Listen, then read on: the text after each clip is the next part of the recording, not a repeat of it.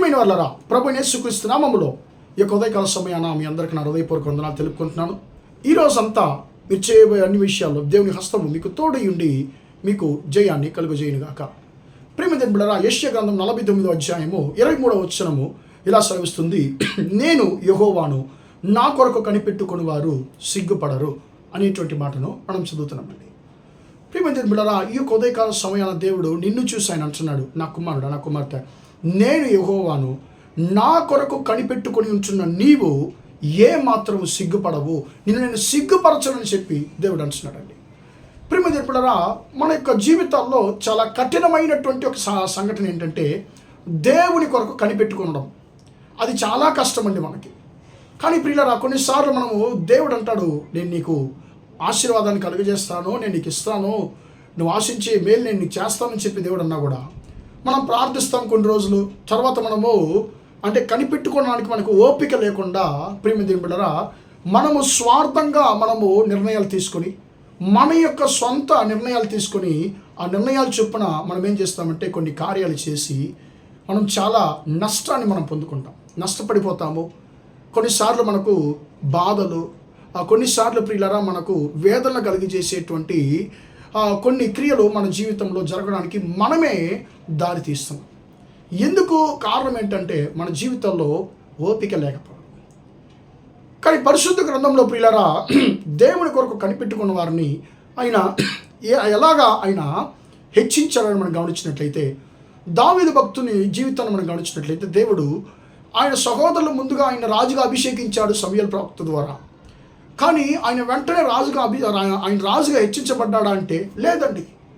ఆయన ఎప్పుడైతే రాజుగా అభిషేకించబడ్డాడో, ఎప్పుడైతే దేవుని ప్రణాళిక ఆయనకు బయలుపరచబడిందో, దాని తర్వాత ఆయనకు చాలా వేదనలు కలిగాయి, చాలా బాధలు కలిగాయి. అంటే ఆయన ఒక ప్రాణాన్ని తీయడానికి సొంత మామయ్య అయినటువంటి సౌలు గారే ఆయన అనేక సంవత్సరాలు వెంటాడాడు. ప్రియమైన బిడ్డలారా, చాలామంది ద్వారా ఆయన ద్వేషించబడ్డాడు, చాలామంది ద్వారా ఆయన ప్రియమైన బిడ్డలారా బాధపరచబడ్డాడు. కానీ ప్రియులారా, అన్ని పరిస్థితుల్లో కూడా దేవుడు ఆయనను చెయ్యి విడిచిపెట్టలేదండి, ఆయనతో ఉన్నాడు.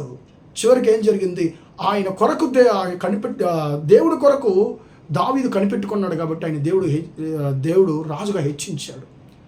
సౌలు రాజును తను వెంటాడుతున్నటువంటి తను చంపడానికి వెంటాడుతున్న సౌలు రాజును ఒక గుహలో ఆయన చేతికి దొరికిపోతున్నాడు ప్రియులారా. అప్పుడు దావీదుతో ఉండేటువంటి ఆయన దాసుడు, ఒక్క మాట చెప్పయ్యా, నేను చంపేస్తాను, దేవుడు నీ శత్రువులు నీ చేతికి అప్పగిస్తానని చెప్పిన రోజు ఇదే, ఒక్క మాట చెప్పు, నేను ఇతను చంపేస్తానని చెప్పి అన్నప్పుడు దావీదు తన సొంత నిర్ణయానికి స్థలం ఇవ్వలేదు. దేవుడు ఆయన శిక్షిస్తే తప్ప నేను దేవుని ద్వారా అభిషేకించబడినటువంటి రాజు మీద నా చేయి చాపనని చెప్పి అన్నాడు. దేవుని యొక్క సమయం కొరకు కనిపెట్టుకున్నాడు. తాను క్రియ జరిగించలేదు, తాను తన కొరకు క్రియ జరిగించలేదు, దేవుడు తన కొరకు క్రియ జరిగించడానికి ఆయన అవకాశాన్ని ఇచ్చాడు. దేవుని క్రియ కొరకు ఆయన కనిపెట్టుకుని ఉన్నాడు. ప్రియమైన బిడ్డలారా, అలాగనే దావీదు యొక్క జీవితంలో దేవుడి క్రియ జరిగించాడు, దేవుడు రాజుగా ఆయన హెచ్చించాడు.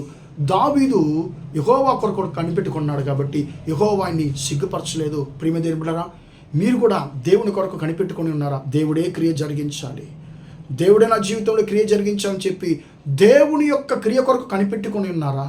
దేవుడు అంటున్నాడు, నేను యెహోవాను, నా కొరకు కనిపెట్టుకున్న వారు సిగ్గుపడరు అంటున్నాడు. ప్రియమైన బిడ్డలారా, ఏ విషయాల్లో మీరు దేవుని కొరకు ఆయన యొక్క క్రియల కొరకు కనిపెట్టుకుని ఉన్నారో మిమ్మల్ని ఏ మాత్రమైనా సిగ్గుపరిచే దేవుడు కాదు. తగిన సమయంలో, తగిన వేళలో ఆయన నిన్ను, నీ కుటుంబాన్ని ఆయన హెచ్చించేటువంటి దేవుడు.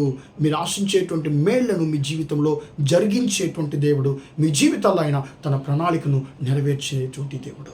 కాబట్టి ఈ మాట మీద మనం ఆధారపడదాం, దేవుని మాటల మీద మనం ఆధారపడదాం, దేవుని మీద ఆధారపడదాము.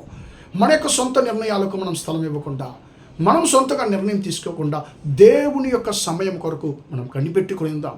ఖచ్చితంగా ఆయన మనల్ని సిగ్గుపరచకుండా హెచ్చించే దేవుడుగా ఉన్నాడు. ప్రార్థన చేద్దామా? ప్రేమగల మా తండ్రి, దయగల దేవా, ఇంతవరకు ఈ మాటలు విన్న తండ్రి, నీ బిడ్డలు మీరు దీవించండి, ఆశీర్వదించండి.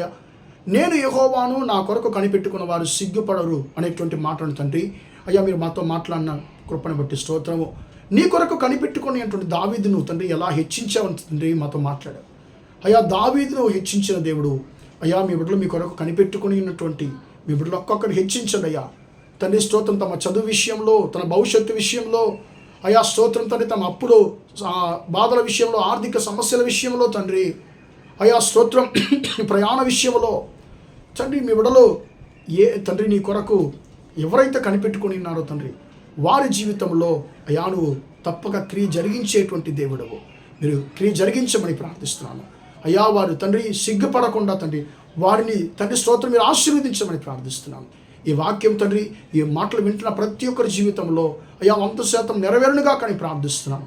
ఈరోజంతా కూడా మా సహోదర సహోదరి చేసే అన్ని విషయాల్లో మీ హస్తం తోడి నన్ను ఆశీర్వదించమని యేసయ్య నామంలో ప్రార్థించడి వేడుకొంటున్నాను తండ్రి. ఆమేన్, ఆమేన్. ప్రియమైన వాళ్ళారా, దేవుడు మిమ్మల్ని దీవించి ఆశీర్వదించును గాక. Praise the lord, praise the lord.